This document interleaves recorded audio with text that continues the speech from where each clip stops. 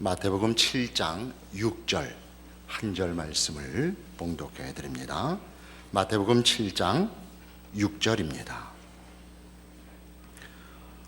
거룩한 것을 개에게 주지 말며 너희 진주를 돼지 앞에 던지지 말라. 그들이 그것을 발로 밟고 돌이켜 너희를 찢어 상하게 할까 염려하라.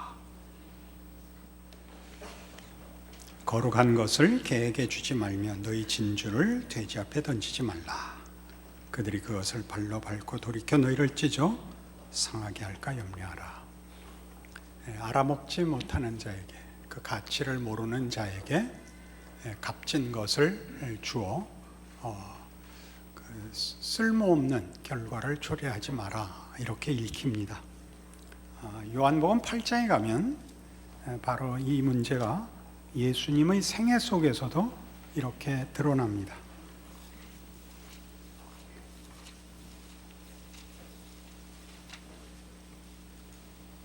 요한복음 8장 31절 이하의 말씀을 봅니다. 좀 길지만 그 거룩한 것을 개에게 던져 어떤 일이 벌어지는가 한번 봅시다. 그러므로 예수께서 자기를 믿은 유대인들에게 이르시되 너희가 내 말에 거하면 참으로 내 제자가 되고 진리를 알지니 진리가 너희를 자유롭게 하리라. 그들이 대답하되 우리가 아브라함의 자손이라 남의 종이 된 적이 없거늘 어찌하여 우리가 자유롭게 되리라 하느냐. 예수께서 대답하시되 진실로 진실로 너희에게 이르노니 죄를 범하는 자마다 죄의 종이라. 종은 영원히 집에 거하지 못하되 아들은 영원히 거하나니 그러므로 아들이 너희를 자유롭게 하면 너희가 참으로 자유로우리라. 나도 너희가 아브라함의 자손인 줄 아노라. 그러나 내 말이 너희 안에 있을 것이 없으므로 나를 죽이려 하는도다. 나는 내 아버지에게서 본 것을 말하고 너희는 너희 아비에게서 들은 것을 행하느니라. 대답하여 이르되 우리 아버지는 아브라함이라 하니 예수께서 이르시되 너희가 아브라함의 자손이면 아브라함이 행한 일들을 할 것이거늘 지금 하나님께 들은 진리를 너희에게 말한 사람이 나를 죽이려 하는도다. 아브라함은 이렇게 하지 아니하였느니라. 너희는 너희 아비가 행한 일들을 하는도다. 대답하되 우리가 음란한 데서 나지 아니하였고 아버지는 한 분뿐이시니 곧 하나님이시로다. 예수께서 이르시되 하나님이 너희 아버지였으면 너희가 나를 사랑하였으리니 이는 내가 하나님께로부터 나와서 왔음이라. 나는 스스로 온 것이 아니요 아버지께서 나를 보내신 것이니라. 어찌하여 내 말을 깨닫지 못하느냐? 이는 내 말을 들을 줄 알지 못함이로다. 너희는 너희 아비 마귀에게서 났으니 너희 아비의 욕심대로 너희도 행하고자 하느니라. 그는 처음부터 살인한 자요 진리가 그 속에 없으므로 진리에 서지 못하고 거짓을 말할 때마다 제 것으로 말하나니 이는 그가 거짓말쟁이요 거짓의 아비가 되었음이라. 내가 진리를 말함으로 너희가 나를 믿지 아니하는도다. 너희 중에 누가 나를 죄로 책잡겠느냐? 내가 진리를 말하는데도 어찌하여 나를 믿지 아니하느냐? 하나님께 속한 자는 하나님의 말씀을 듣나니 너희가 듣지 아니함은 하나님께 속하지 아니하였음이로다. 유대인들이 대답하여 이르되 우리가 너를 사마리아 사람이라 또는 귀신이 들렸다 하는 말이 옳지 아니하냐. 예수께서 대답하시되 나는 귀신 들린 것이 아니라 오직 내 아버지를 공경함이거늘 너희가 나를 무시하는도다. 나는 내 영광을 구하지 아니하나 구하고 판단하시는 이가 계시니라. 진실로 진실로 너희에게 이르노니 사람이 내 말을 지키면 영원히 죽음을 보지 아니하리라. 유대인들이 이르되 지금 내가 귀신 들린 줄을 아노라. 아브라함과 선지자들도 죽었거늘 내 말은 사람이 내 말을 지키면 영원히 죽음을 맛보지 아니하리라 하니 너는 이미 죽은 우리 조상 아브라함보다 크냐? 또 선지자들도 죽었거늘 너는 너를 누구라 하느냐? 예수께서 대답하시되 내가 내게 영광을 돌리면 내 영광이 아무것도 아니거니와 내게 영광을 돌리시는 이는 내 아버지시니 곧 너희가 너희 하나님이라 칭하는 그이시라. 너희는 그를 알지 못하되 나는 아노니 만일 내가 알지 못한다 하면 나도 너희같이 거짓말쟁이가 되고 나는 그를 알고 또 그의 말씀을 지키노라. 너희 조상 아브라함은 나의 때 볼 것을 즐거워하다가 보고 기뻐하였느니라. 유대인들이 이르되 내가 아직 50세도 못 되었는데 아브라함을 보았느냐? 예수께서 이르시되 진실로 진실로 너희에게 이르노니 아브라함이 나기 전부터 내가 있느니라 하시니 그들이 돌을 들어 치려 하거늘 예수께서 숨어 성전에서 나가시니라. 이 대목을 전부 보시면 예수님께서 유대인들을 향하여 저들의 형편과 저들의 결함과 문제를 지적하시고 예수님만이 답인 것을 제시하는 장면인 것을 보십니다. 그러나 유대인들의 반응은 의외로 모든 문제에, 주께서 거는 문제에 참여하지 않고 계속 자기를 방어하기에 바쁘고 자존심을 지켜 아무 필요가 없는 것 같이, 아무 문제가 없는 것 같이 굴고 그러기 위하여 이 문제를 지적하는 예수를 공격합니다. 놀랍지요. 그래서 이 대목에서 예수님께서 친히 너희가 나를 죽이려 한다 라는 말을 2번이나 하셨고, 마지막에 실제로 그들이 돌을 들어 치려 하거늘 예수께서 숨어 성전에서 나가십니다. 진리를 얘기하고 생명을 전하며 구원하기 위한 예수님의 증언과 설득에 대하여 유대인들의 반응은 전혀 다른 것이었습니다. 그 필요와 지적에 동참하지 않으며 관심도 없으며 오직 자존심을 지키기에 급급하여 진리와 생명과 혹은 그 호의와 구원을 거부하는 모습을 봅니다. 그러나 이 요한복음 8장의 이 장면은 그래서 오늘 우리가 보는 마태복음 7장 6절에 나오는 거룩한 것을 개에게 주지 말고 돼지 앞에 진주를 주지 말라라는 말씀으로 그래서 지금 표현되고 있는 것과는 다릅니다. 알만한 사람한테 얘기해라, 알아듣는 사람한테 말해라, 그런 뜻은 아닙니다. 왜냐하면 마태복음 27장에 가면 예수님이 이제 죽으시는 장면이 나오는데 그 죽으심에서 우리가 이 요한복음 8장과 전혀 다른 예수님을 만나기 때문입니다. 마태복음 27장 11절, 예수께서 총독 앞에 섰으며 총독이 물어 이르되 네가 유대인의 왕이냐? 예수께서 대답하시되 네 말이 옳도다 하시고, 대제사장들과 장로들에게 고발을 당하되 아무 대답도 아니하시는지라. 이에 빌라도가 이르되 그들이 너를 쳐서 얼마나 많은 것으로 증언하는지 듣지 못하느냐 하되 한마디도 대답하지 아니하시니 총독이 크게 놀라워하더라. 예수님의 죽으심을 보면 그가 억울한 무고로 지금 이 자리에 서 있는 것을 봅니다. 그러나 그가 당신에게 씌워진 잘못된 고소와 억울함들에 대하여 변명하지 않으며 그것을 벗으려고 하지 않는다는 것을 봅니다. 그는 이 죽음을 이미 감수하기로 작정하신 분이고 이미 이 목적을 위해서 오신 분으로 그려지고 있습니다.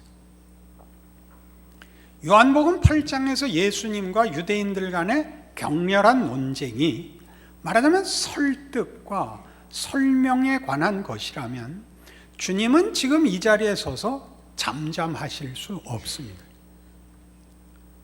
예수님이 당신이 누구고 우리의 결함이 무엇인가를 공격하여 상대방을 항복시키기 위하여 오신 분이라면 그는 잠잠히 죽으실 수 없습니다. 그러나 이 잠잠히 죽는 장면, 이사야 53장의 예언에 따르면 털 깎는 자 앞에 잠잠함 같이 그 입을 열지 아니하셨도다 라고 예언된 메시아의 모습으로 그가 그의 죽음과 그 고난에 대하여 변명하거나 벗어나거나 도망가려 하시지 않는다는 것을 이미 예언하고 있습니다.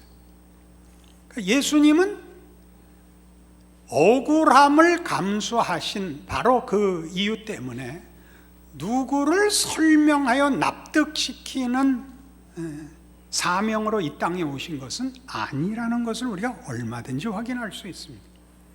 그는 우리를 구원하기 위하여 억울한 죽음을 각오하고 오셨지, 우리를 납득시켜 당신의 오심이 공정하게 객관적으로 증명될 것을 목적하고 오신 것이 아니라는 뜻입니다.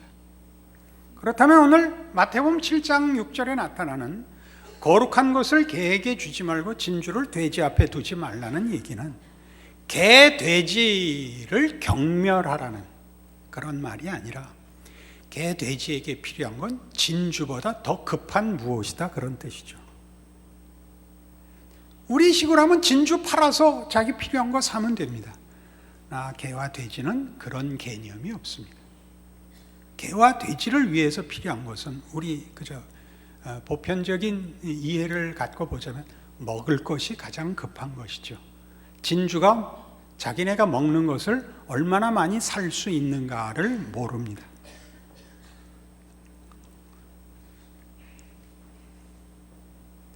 스누피라는 그 만화 속에 그 개가 있습니다. 그죠? 피너츠라는 만화에 그 스누피를 통하여 그 작가가 이런 말을 한 적이 있습니다. 어느 만화에. 그 대단한 만화죠. 너 그들에게 가서 그들에게 일어난 일이 그들 자신 때문에 일어난 것이라고 얘기해봐. 그러면 그들이 너를 잡아먹으려고 할 거야. 그죠? 오늘 이 문제가 우리에게 제시하는 건 바로 이 문제입니다. 우리가 누구에게 찾아가서 너 지금 이렇게 살아서 지금 요 모양 요 꼴이야 라고 얘기하면 다 자빠지면서 그랬어? 내가 뭘 고쳐야 돼? 이렇게 이야기하는 인간은 아무도 없습니다. 네가 뭔데? 너 할 일이나 해. 내가 살다가 내 꼴을 내 책임으로 내가 내 운명을 살 테니까 너 와서 얼씬거리지 마. 한 번만 더 오면 죽여버릴 거야. 이건 우리 모두가 갖고 있는 우리의 실상을, 우리 인간된 현실을 가장 잘 드러내는 늘 반복되는 우리의 현실입니다. 그러니까 이 7장 6절의 핵심은 그래서 이거죠. 서기관과 바리새인의 의가 나름대로 옳습니다. 그것은 하나의 진리일 수 있고 도덕일 수 있고 또 저들이 그것을 진심과 호의로 얘기할 수 있습니다. 그러나 문제는 그것을 지켜야 하고 그 말을 들어야 하는 사람들을 변화시킬 능력은 없습니다. 여러분, 옳으면 여러분이 다 항복하나요? 그러지 않습니다. 몰라서 죄를 짓는 것이 아니라 알아도 죄는 짓습니다. 우리가 누구에게 상대방이 얼마나 잘못했고 지금 어떻게 해야 되는가를 얘기한다고 해서 상대방이 그 말에 귀를 기울이고 합의하고 감사해야 하는 그 정도의 수준의 존재가 아니라는 것 우리 모두가 잘 알고 있습니다. 여러분, 평생에 가장 친하게 지내는 친구들은 대부분은 고등학교 친구들입니다. 왜 그럴까요? 고등학교 때는 싸우고 다음날 또 만날 수밖에 없게 돼 있어서 그렇습니다. 꼴 같지 않은 꼴을 보고도 다음날 똑같은 교실에서 마주쳐야 돼서 우리가 소위 말하는 미운정이 듭니다. 미운정이 든다는 건 뭐냐 하면 넘어가게 되는 겁니다. 더 이상 안 싸우기로 하는 겁니다. 쟤는 말을 늘 밉게 한다는 걸 내가 감수하는 겁니다. 쟤는 성격이 그렇다는 것을 감수하는 겁니다. 나도 늘 그랬잖아. 이게 친구지간을 지속시킵니다. 마음이 다 합하고 일정한 성실과 능력과 도덕성이 있고 인격이 고매하면 친구가 안 됩니다. 자기 하나가 그런 것만으로도 사람은 감당할 수가 없습니다. 그런 사람끼리 모여 있는 관계란 없습니다. 사람은 훌륭하려면 가능한 한 자신을 감추고 누구에게 보여주는 시간을 줄여야지 이렇게 오래 있으면 결국은 실력 없는 게 드러납니다. 우리 모두가 알고 있는 문제입니다. 그 피너츠 만화의 중요한 한 권이 제목이 이겁니다. 아주 기절초풍할 얘기죠. 그건 네 잘못이 아니라 네 성격 탓이야. 그는 늘 잘못을 할 수밖에 없는 겁니다. 옳고 그른 문제가 아니라 성격이 그러니까. 얼마나 우리 가슴을 치는 얘기입니다. 그러나 그걸 우리가 모르는 것이 아니라 아는데 우리가 언제나 죄송합니다. 제 성격이 그렇습니다. 라는 말을 여러분 다 해보셨죠? 고쳐지지가 않습니다. 여기에 서기관과 바리새인의 의와 대비되는 예수 안에서의 하나님의 의가 왜 필요한가가 등장하는 것입니다. 그 의는 뭐냐? 요한복음 6장에 이렇게 소개되고 있습니다.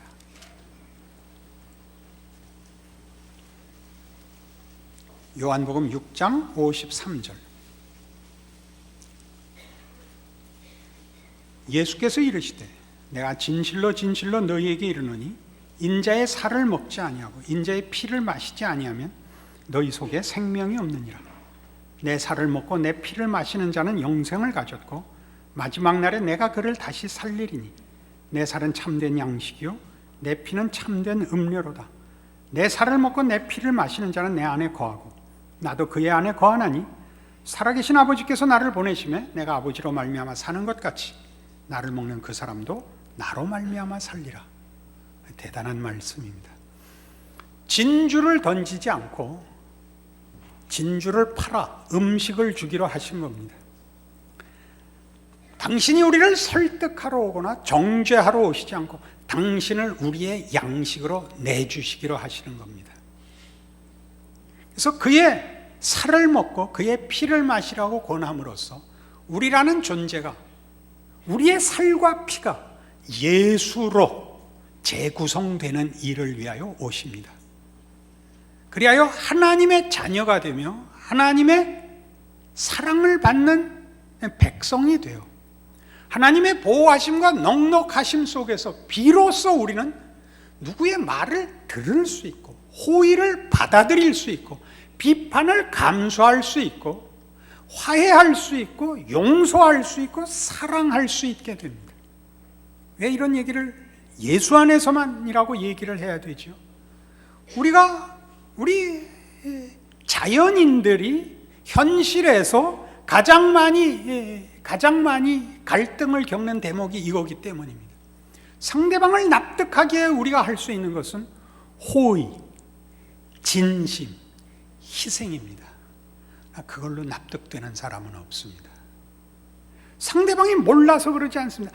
아는데 그것을 받아들일 어떤 가장 근본적인 어떤 그릇도 자세도 무슨 근거도 우리 안에 없습니다. 갈증은 있지만 어떤 그릇이 만들어지질 않습니다. 분명히 인격이 있고 영성이 있음에도 불구하고 진리와 행복과 생명과 옳음과 또 용서와 화목과 이런 모든 것들을 받아들일 뭐가 우리 안에 없습니다. 그런 것들이 오면 우리는 그걸 치워버리지, 그것이 우리에게 양식이 되고 안에 쌓아 우리를 만들 어떤 것도 되질 않습니다. 부모와 자식 관계에 제일 가장 잘 나타납니다. 부모는 자식 앞에 거의 애원합니다. 거의 애원합니다. 네가 이번에 10등 안에 들기만 하면 내가 잠옷바람에 삼성동을 뛰마. 그럼 자식이 그 말을 못 알아듣지 않습니다. 어머니가 정말 자기를 위해서가 아니라 나를 위해서 그런다는 걸 아는데 그걸 할 수가 없습니다. 해보신 분들은 표정이 변화가 없는데 전 못 해본 쪽입니다. 알지만 안 됩니다. 그러면 결국 뭐라고 답할 수밖에 없냐면 잠옷바람엔 왜 뛰어요? 이런 정말 그 진심과 희생에 전혀 어울리지 않는 말을 해야 됩니다. 어머니는 기절하죠. 저 새끼가 내가 자기를 위하여 잠옷바람에 뛰겠다 그랬더니 잠옷바람에 왜 뛰냐고 그래. 아니에요. 지금 무엇을 서로 어긋나고 있는지를 알아야 돼요. 우리는 신앙인이니까 더합니다. 우리 믿음으로 이 말을 하거든요. 예수께서도 그리 말씀하셨다. 성경이 그리 말한다라는 조건을 붙이면 우린 더 변명과 회피를 할 수 없죠. 그런데 안 되거든요. 그럼 나 예수 안 믿을 거야. 이 멋대가리 없는 대답밖에 할 게 없습니다. 너 신앙생활 그따위로 해도 되겠어? 내가 어때서? 아니 성경에도 일하기 싫어하거든 먹지도 말라 그러지 않습니까? 그래 나 굶을게. 이 멋대가리 없는 얘기가 나오는 이유를 알아야 됩니다. 우리 안에 예수가 들어오시지 않으면 그로 말미암아 풍성한 하나님의 은혜를 입어 넉넉한 인격과 영적인 부요함을 가지지 않으면 무엇을 담을 수도 무엇을 받을 수도 없단 말이죠. 여기에 바로 오늘 얘기하는 거룩한 것을 개에게 주지 마라, 진주를 돼지 앞에 주지 마라 라는 말이 가지는 뜻이 있습니다. 예수 없이는 어떤 호의도 어떤 진심도 어떤 오름도 무용합니다. 그것은 이미 우리가 사랑에서 확인한 것이었습니다. 사랑장에 나오는 이 말씀 기억하시죠? 천사의 말을 할지라도, 산을 옮길 만한 믿음이 있을지라도, 자기 몸을 불사르게 내어주는 열정이 있을지라도 사랑이 없으면 아무것도 아닙니다. 사랑이 그 일을 해야 됩니다. 그러니까 환상, 능력, 열정 그것 자체로는 아무 가치가 없습니다. 아무 힘이 없습니다. 사랑이 그 일을 해야 됩니다. 사랑이 자신을 그것으로, 환상으로, 능력으로, 정멸로 표현할 때만 그것은 가치가 있고 유용합니다. 마찬가지로 옳다는 것은 예수 안에서 우리를 위해 십자가를 지사 당신의 귀한 백성으로 우리를 부활시키시는, 예수의 생명으로 새로 빚으시는 일이 전제되지 않으면 우리에게 진리, 진심, 헌신, 무슨 의미, 가치, 이상 모두가 힘을 잃습니다. 그것은 그냥 관념입니다. 그것은 그냥 하나의 생각입니다. 실체가 되지를 않습니다. 그래서 우리는 어느 때나 바로 이 문제를 마음에 두어야 합니다. 예수를 전제해야 됩니다. 예수라는 이름으로 내가 나가지 말고 내가 예수 안에서 내가 나감으로써 상대방이 예수를 만나게 해야 됩니다. 어려운 일입니다. 예수를 만나게 해야 됩니다. 예수를 동원하여 내가 상대방을 만나지 않도록 조심해야 됩니다. 그것이 하나님의 의입니다.